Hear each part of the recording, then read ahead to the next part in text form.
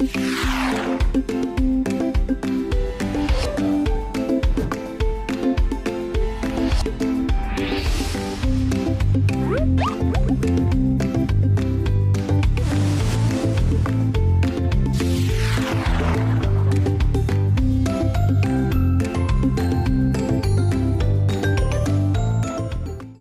Domain name register कर ली।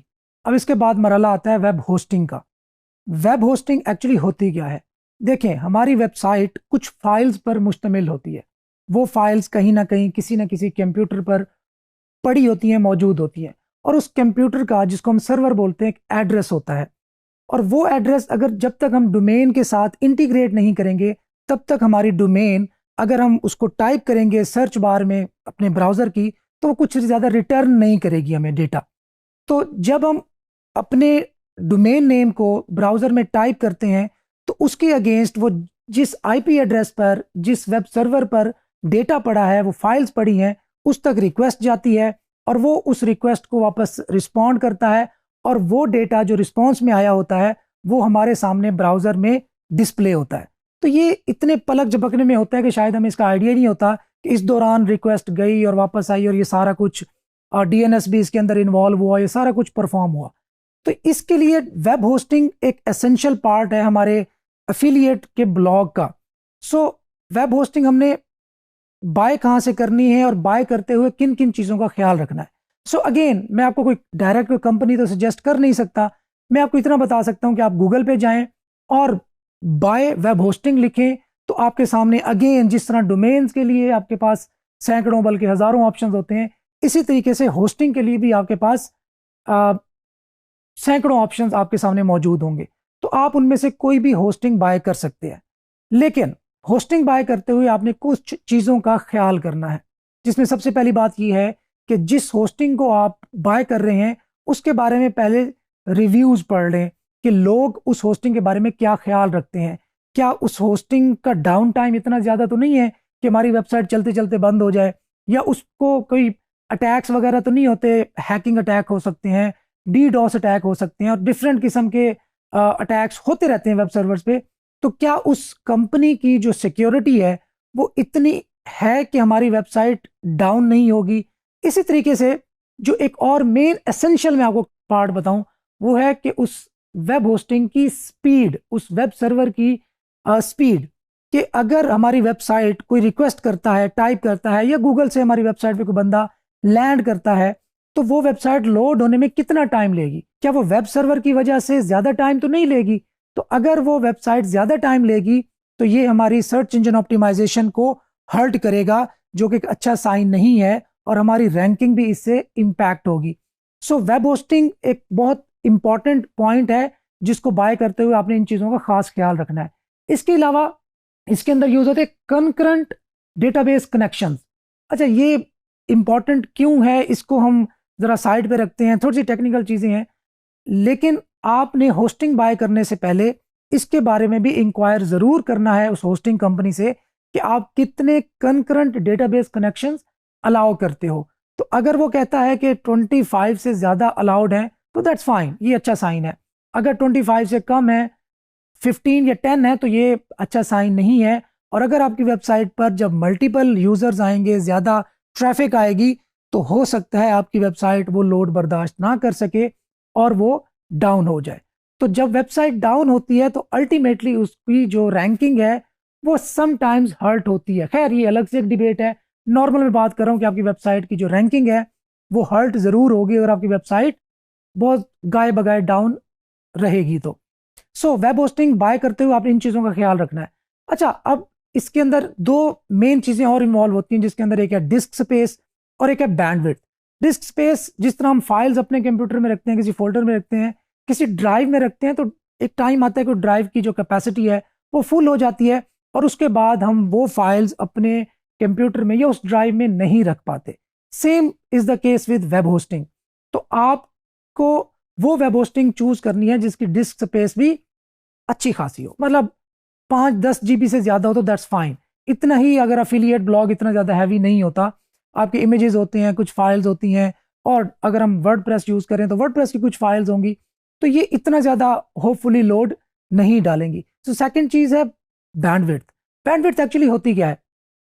Bandwidth जब आप रिक्वेस्ट करते हैं किसी वेबसाइट का डेटा, उसका डोमेन नेम टाइप करके, तो वहां से कुछ जो रिसोर्सेज हैं वो डाउनलोड होते हैं हमारे लोकल कंप्यूटर पे। वो इमेज हो सकती हैं, वो CSS फाइल्स, वो स्टैटिक फाइल्स हो सकती हैं, तो वो बैंडविड्थ यूटिलाइज हो रही होती है। तो नॉर्मली जो वेब होस्टिंग कंपनीज हैं वो आपको अनलिमिटेड बैंडविड्थ अलाउ करती हैं, तो उसके बारे में भी हमें परेशान होने की ज़रूरत नहीं है। अगर वो हमें लिमिटेड बैंडविड्थ भी अलाउ करें तो हम इसके साथ साथ CDN यूज़ करेंगे। CDN होता है कंटेंट डिलीवरी नेटवर्क। तो हम एक फ्री वाला CDN यूज़ करेंगे जो कि हमारे एक एज अ DNS भी हम उसको यूटिलाइज कर रहे होंगे, और हमारा एज अ CDN भी यूज़ हो रहा होगा, और वो बिल्कुल फ्री है। तो हम थोड़ी देर बाद हम देखेंगे कि domain name actually practically register किस तरह करना है, उसके बाद होस्टिंग कैसे रजिस्टर करनी है, और कौन सी होस्टिंग लेनी है, किस कैपेसिटी की होस्टिंग हमें काफ़ी होगी, और उसके साथ साथ हमने जो CDN है उसको भी कॉन्फ़िगर करना है ताकि हमारी जो वेबसाइट की स्पीड है वो भी ऑप्टिमाइज हो, और हमारा जो स्टैटिक कंटेंट है वो भी नियरेस्ट डेस्टिनेशन जो यूज़र की है वहां से सर्व हो। और इसके और भी बहुत सारे फवायद हैं, वो हम आगे चल के देखते हैं। तो चलते हैं डोमेन, होस्टिंग और CDN की कॉन्फ़िगरेशन एंड रजिस्ट्रेशन के प्रैक्टिकल की तरफ। तो अभी हम प्रैक्टिकली देखेंगे कि डोमेन को रजिस्टर किस तरह करना है, होस्टिंग को कहाँ से बाय करना है, और देन डोमेन और होस्टिंग को कनेक्ट किस तरह करना है, इसमें DNS का क्या रोल होता है, CDN किस तरह डिप्लॉय करना है, और फ्री CDN के मज़े किस तरह लेने हैं। So let's move. अच्छा, सबसे पहले आते हैं डोमेन रजिस्ट्रेशन का प्रोसेस। डोमेन रजिस्ट्रेशन का जो प्रोसेस है बिल्कुल सिंपल है। आप अगेन मैं बता देता हूँ कि गूगल पे जाएंगे, बाय डोमेन लिखेंगे, और आपके सामने लातादाद जो कंपनीज हैं वो अपेयर हो जाएंगी। तो इसमें मैं कुछ अपनी पर्सनल आपको सजेशंस बता सकता हूँ, पर्सनल फेवरेट्स बता सकता हूँ जो मैंने ट्राई कर चुका हूँ। तो इट डजेंट मीन कि आपने एग्जैक्टली वहीं से लेनी है, आप कहीं से भी डोमेन या होस्टिंग रजिस्टर कर सकते हैं और यूज़ कर सकते हैं।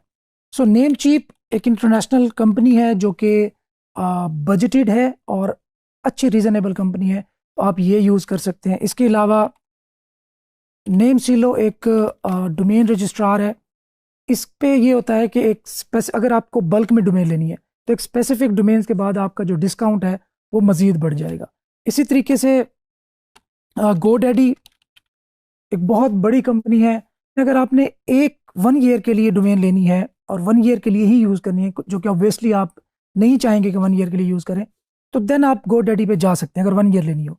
इसी तरीके से होस्टिंग की हम बात करते हैं, और देन हम पाकिस्तानी कुछ कंपनीज की बात करते हैं जो मेरी पर्सनल टेस्टेड है।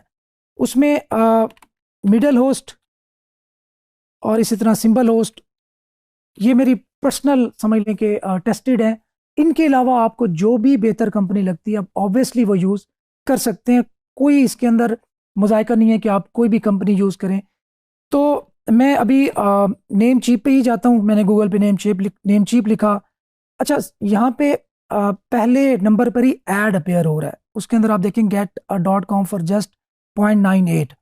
अच्छा, नीचे ही एक प्रोमो कोड जो कि मैंने आपको पहले बताया था कि कूपन कोड होते हैं तकरीबन हर कंपनी के, आपने वो ट्राई ज़रूर करने हैं। सो मैं यहाँ पे ही क्लिक करता हूँ, और अगर मैं देखता हूँ कि अगर मुझे $0.98 में डोमेन मिल जाती है तो इससे अच्छी क्या बात होगी। लेकिन मुझे लगता है इसके अंदर कोई ना कोई कैच होगा। खैर, हम अभी लाइव ही हैं, देख रहे हैं कि इसके अंदर हमने किस तरह यूटिलाइज करना है। खैर, मैं यहाँ पे डोमेन रजिस्टर करने लगता हूँ। कोई भी मैं डोमेन कर लेता हूँ, dgfishing.com में देख लेता हूँ कि क्या ये अवेलेबल है या नहीं है। यहाँ पे मैं टाइप करूँगा, नीचे मुझे सजेशन में आ जाएगी, तो पता चला जी ये अवेलेबल है, तभी वो मुझे ऑप्शन दे रहा है कि आप इसको ऐड कर सकते हैं। अच्छा, डोमेन रजिस्ट्रेशन उसने ऑटोमेटिकली 2 ईयर्स के लिए सिलेक्ट की हुई है, मैं यहाँ से 1 ईयर कर दूंगा। अगर मैं अच्छा 1 ईयर के लिए देखें कि उसके बाद आपको जो डिस्काउंट वो कह रहे थे वो अवेलेबल है या नहीं, अभी मैं प्रोमो कोड अप्लाई करके इसको टेस्ट कर लेता हूँ। अच्छा, वो कहते हैं कि आपको लॉगिन होना ज़रूरी है टेस्ट करने, ये अप्लाई करने से पहले। सो ऑटो रिन्यू ये मतलब होता है कि आप चाहते हैं कि हर साल जब भी डोमेन एक्सपायर होने लगे तो ऑटोमेटिकली रिन्यू हो जाए, ऑटोमेटिकली दोबारा बहाल हो जाए, तो आप ये वाला जो ऑप्शन है इसको टिक कर सकते हैं। इसी तरीके से डोमेन प्राइवेसी, अगर आप चाहते हैं कि आपकी जो पर्सनल इंफॉर्मेशन है जो आपने रजिस्टर करते वक्त सबमिट की थी डोमेन के, वो पब्लिकली अवेलेबल ना हो, तो आप डोमेन प्राइवेसी को इनेबल कर सकते हैं। यहाँ पे आप देख सकते हैं कि ये बाय डिफ़ॉल्ट इनेबल्ड है।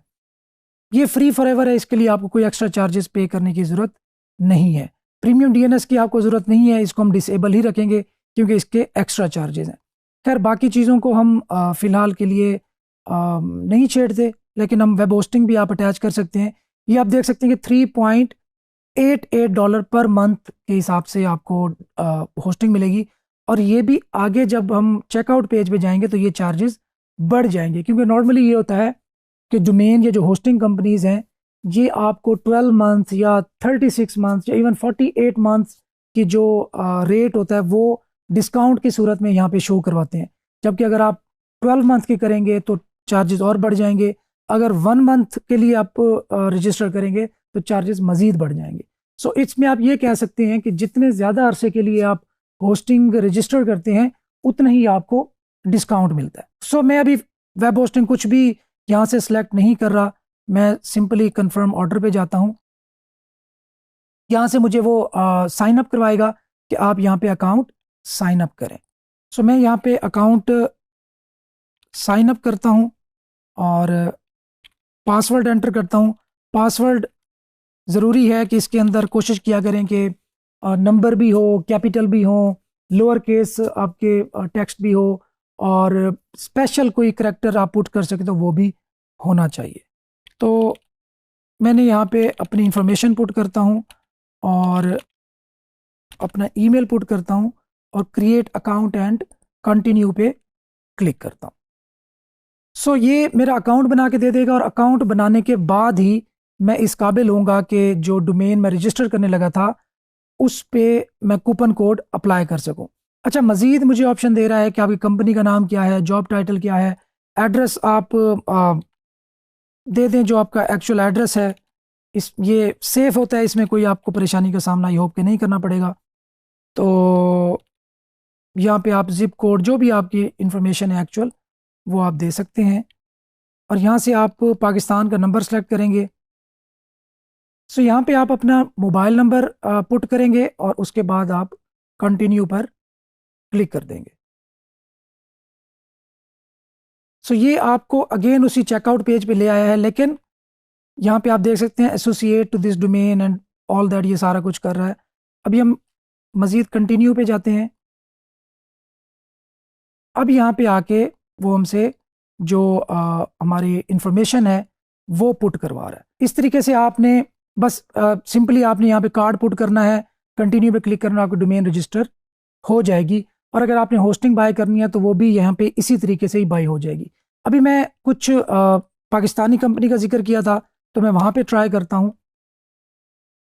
मिडल होस्ट .com का मैंने जिक्र किया, मैं क्लाइंट लॉगिन पे जाता हूँ, क्रिएट अकाउंट पे जाता हूँ और यहाँ पे मैं अपना अकाउंट क्रिएट करने की ट्राई करता हूँ। सो सेम वही तरीका है जैसे आपने नेम चीप पे या किसी और कंपनी की वेबसाइट पे साइन अप करते हुए तरीका अपनाया था, यहाँ पे भी आपने उसी को फॉलो करना है।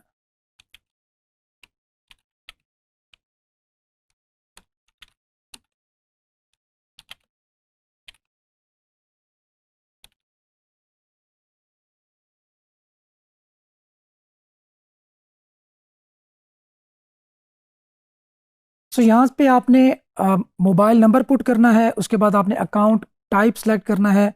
टू फैक्टर ऑथेंटिकेशन अगर आप इनेबल करना चाहते हो तो इनेबल कर सकते हैं, वरना आपने कैप्चा सॉल्व करना है। सो कैप्चा है कि जो कंटेनिंग अ ट्रक सेलेक्ट कर लें।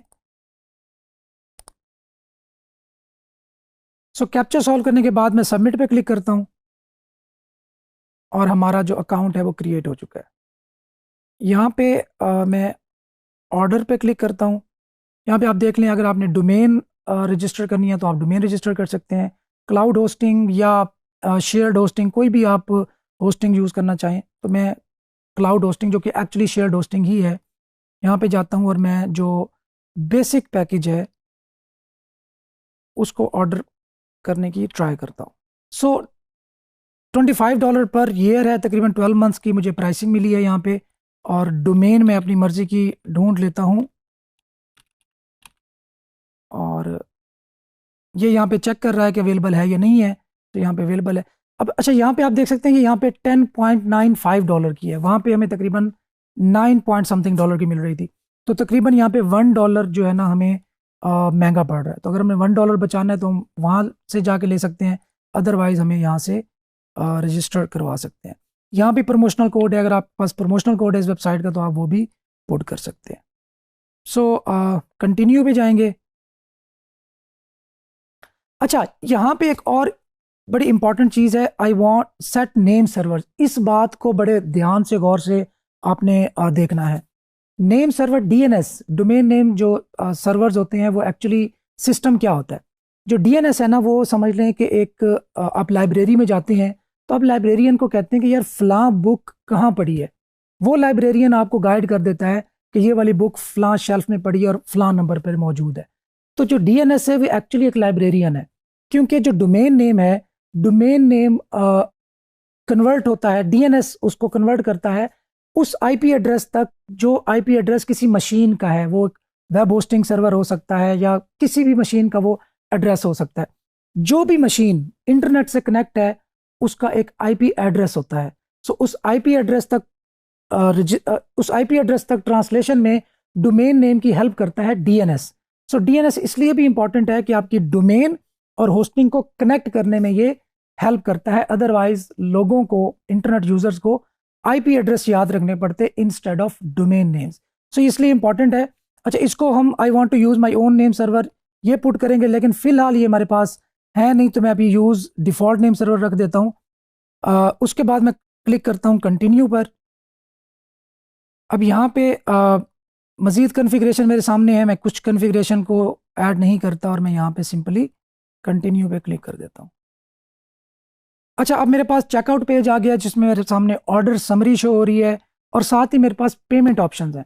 पाकिस्तानी जो कंपनीज हैं उनको सेलेक्ट करते हुए आपको फ़ायदा क्या हो सकता है कि आप लोकल करेंसी में उनको पे कर सकते हैं, जैसे कि हमारे पेमेंट मेथड्स हैं जैज़ कैश, इजी पैसा, दूसरे जो मोबाइल वैलेट हैं, इसी तरीके से बैंक ट्रांसफ़र हो गए, वो यूज़ कर सकते हैं। अदरवाइज़ अगर आप इंटरनेशनल डोमेन या इंटरनेशनल होस्टिंग कंपनीज ऑप्ट करते हैं तो उसके लिए आपके पास पेपैल या क्रेडिट कार्ड या डेबिट कार्ड जिस पर इंटरनेशनल ट्रांजैक्शन इनेबल हो वो होना ज़रूरी है। तो यहाँ पे मेरे पास ऑप्शन है, मैं डेबिट क्रेडिट कार्ड से पे कर सकता हूँ, जैज़ कैश से पे कर सकता हूँ, या मैं इजी पैसा से भी पे कर सकता हूँ। सो मैं जैज़ कैश का ऑप्शन सेलेक्ट करते हुए यहाँ पे ये डिटेल है और यहाँ से मैं चेकआउट पर क्लिक करता हूँ। अब जैज़ कैश की जो मैनुअल पेमेंट है वो वेरीफाई होगी, खैर ये अलग से एक मरहला है।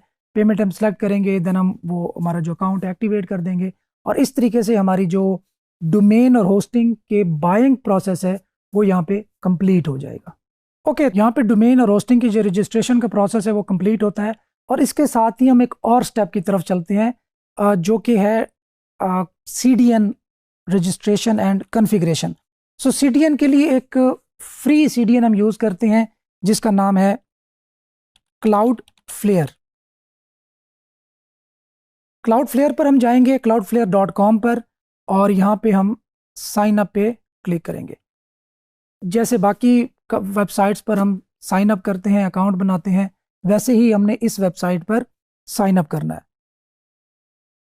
ईमेल देंगे और यहाँ पे पासवर्ड पुट करेंगे और क्रिएट अकाउंट पर क्लिक कर देंगे। सो अभी आप देख सकते हैं कि मेरे पास क्लाउडफ्लेयर की जो एक वेलकम पेज है, डैशबोर्ड है, वो मेरे सामने अपेयर हो गया। सो आप यहाँ पे टॉप राइट कॉर्नर में अगर आप देखें तो ऐड साइट का एक बटन मौजूद है। आप यहाँ पे क्लिक करना है और अपनी वेबसाइट को क्लाउडफ्लेयर में ऐड करना है। मैं यहाँ पे जो अभी मैंने डोमेन रजिस्टर की थी उसको पुट करूँगा। अच्छा, समटाइम्स आपको ये भी प्रॉब्लम पेश आ सकती है कि जब आप यहाँ पे डोमेन पुट करेंगे तो वो आपको कहे कि डोमेन अभी रजिस्टर नहीं हुई। तो इस काम के लिए आपने थोड़ा सा वेट करना है, क्योंकि अभी डोमेन और होस्टिंग रजिस्टर की थी तो हो सकता है कि वो थोड़ा सा टाइम ले, जो कि प्रोपेगेशन टाइम होता है। सो जब तक वो कंप्लीट नहीं होगा यहाँ पे आपको डोमेन नॉर्मली ऐसे शो कराएगा कि रजिस्टर्ड नहीं हुई। खैर हम ट्राई करते हैं, ऐड साइट पे क्लिक करते हैं। सो हमारे पास नेक्स्ट आ गया है कि प्लान सेलेक्ट करें। यहाँ पे कुछ पेड प्लान्स हैं क्लाउडफ्लेयर के, लेकिन हमने फ्री प्लान के साथ जाना है और यहाँ पे मैं फ्री $0 पे क्लिक करके यहाँ पे कंटिन्यू पर क्लिक करूँगा।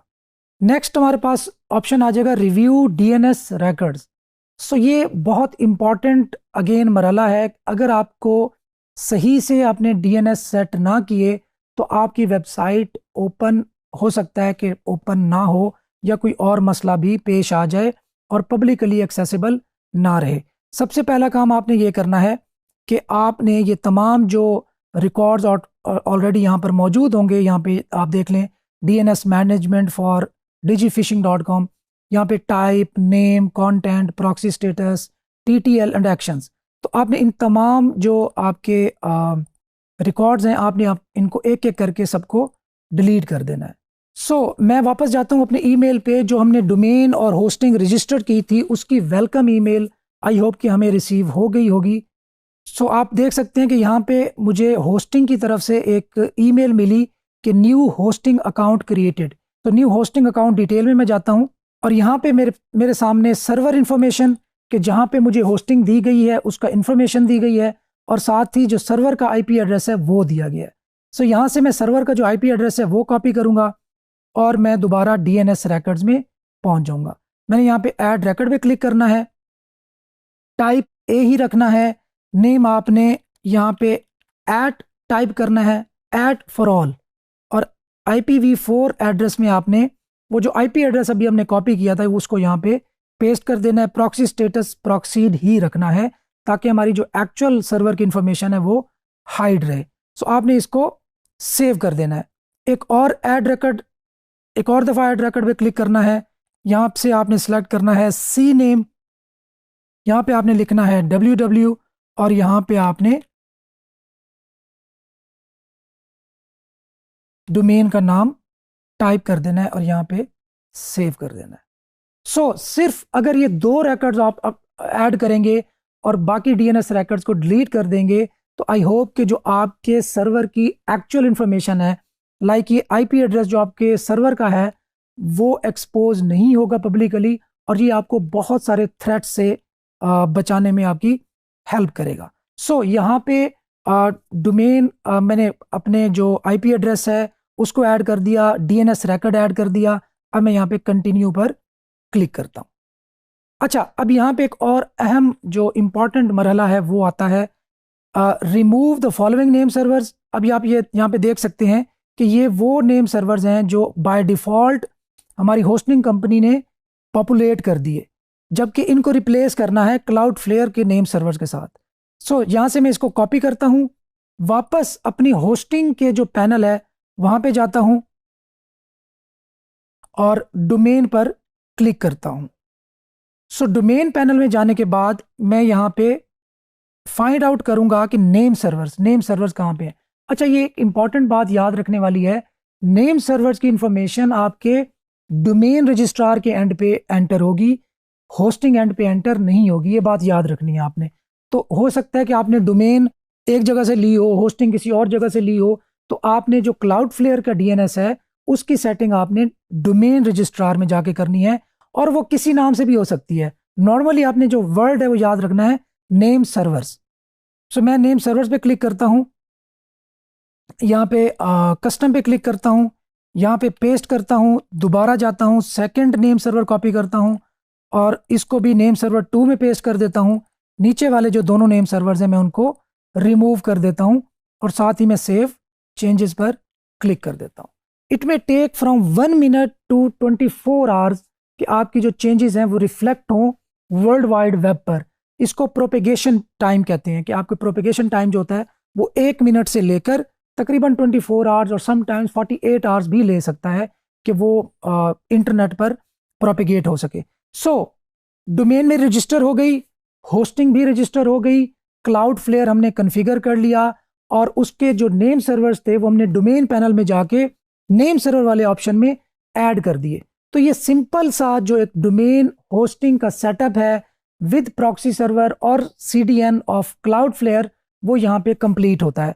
अच्छा, इसके अंदर क्लाउडफ्लेयर के अंदर थोड़ी सी कुछ और भी चेंजेस या कुछ ऑप्टिमाइजेशन आप कह सकते हैं जो कि ऑप्शनल है, वो भी आप कर लें तो अच्छा ही होगा। सो मैं यहाँ पे अगेन ओवरव्यू पे जाता हूँ। मैं यहाँ पे आता हूँ सिक्योरिटी पे। यहाँ पे मेरे सामने बहुत सारे ऑप्शंस जो हैं वो शो हो रहे होंगे, और मैं स्पीड पे जाता हूँ। सो स्पीड में आप फायरवॉल के रूल्स सेट कर सकते हैं, कस्टम सपोर्ट सेट कर सकते हैं, ऑप्टिमाइजेशन। अच्छा, कुछ तो जो ऑप्शंस है ना फाइल ऑप्टिमाइजेशन के, जिस तरह फाइल साइज ऑप्टिमाइजेशन है, वो प्रो पैकेज पे अवेलेबल होंगे, फ्री पैकेज पे अवेलेबल नहीं है। अच्छा, यहाँ पे एक है ऑटो मिनीफाई। आप इसको तीनों को आप सिलेक्ट कर लेंगे ताकि आपकी जो जावास्क्रिप्ट की फाइल्स हैं, सीएसएस की फाइल्स हैं और एचटीएमएल का जो कोड है वो मिनीफाई हो जाए, वो कंप्रेस होके मिनिमम से मिनिमम हो जाए। सो आपने बस, बाकी मोस्टली जो है वो अब प्रो के लिए ही अवेलेबल है।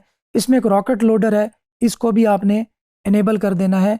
ये आपकी जो स्पीड है वेबसाइट की उस पर समहाउ पॉजिटिव इफेक्ट डालेगा।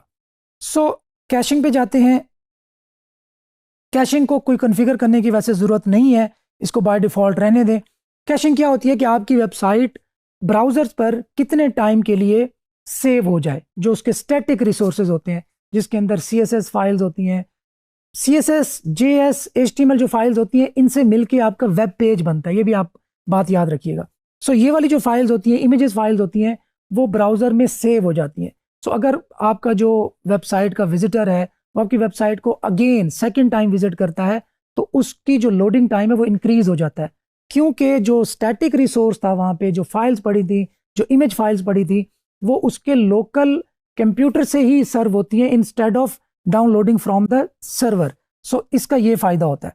सो ब्राउज़र कैशे TTL कि कितने टाइम के बाद जो ब्राउज़र के अंदर सेव होने वाला वो स्टैटिक डेटा है वो डिलीट हो सके, यहाँ से आप सेलेक्ट कर सकते हैं। अगर तो आपकी एफिलिएट साइट है फिर तो आप इस टाइम को बहुत ज़्यादा रख सकते हैं कि आपको ज़रूरी नहीं है कि जल्दी से जो कैशे है वो डिलीट हो। आप तो चाहेंगे कि ज़्यादा अरसा उसकी लोकल कैशे से ही चीज़ें सर्व होती रहें। सो इसको आप नॉर्मली 4 आवर्स हैं तो 4 आवर्स ही रहने दें, या अगर आपके जो रिक्वायरमेंट के लिहाज से अगर आप इसको चेंज करना चाहें तो वो भी चेंज कर सकते हैं।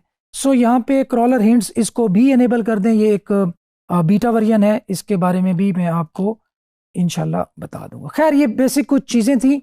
आपने इन दो ऑप्शंस को यहाँ से ऑप्टिमाइज किया क्लाउडफ्लेयर के अंदर। बस यहाँ पे क्लाउडफ्लेयर का जो काम है, जो कॉन्फ़िगरेशन है, वो एंड होती है, और डोमेन और होस्टिंग भी हमारी कंप्लीट हो गई, कनेक्ट भी हो गई। अभी अगर हम वेबसाइट को एक्सेस करना चाहें तो हम अभी एक्सेस करने की कोशिश करते हैं।